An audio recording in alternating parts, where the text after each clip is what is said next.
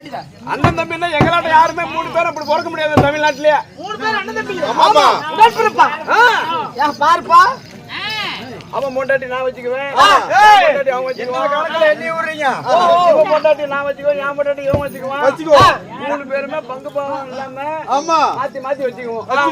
குடும்பத்துல கண்ட கட்சி வராது.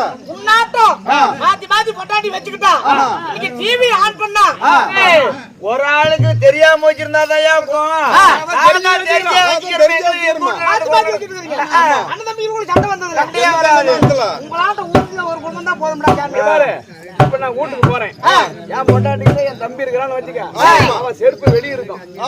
செருப்பு பாத்துட்டு நம்ம தம்பி நம்ம பொண்டாட்டிட்டு இருக்கிறான் அப்படின்னு நான் கம்முன்னு போயிரும் கடைக்கு. செருப்பு பாத்துட்டு. ஆமா. சரி, இவன் உன் பொண்டாட்டிட்டு வந்தா அவனுக்கு இல்ல அண்ணங்கிறான்னு சொல்லி செருப்பு இருந்தாலும் பார்க்க மாட்டேன், எது இருந்தாலும் பார்க்க மாட்டேன், கல்லு கடைக்கு ஓடி போயிருவேன். அண்ணன் போயிச்சாரான் பாவம், என்ன பண்றான், நம்ம அண்ணன் தானே நல்லா இருக்கட்டுமே.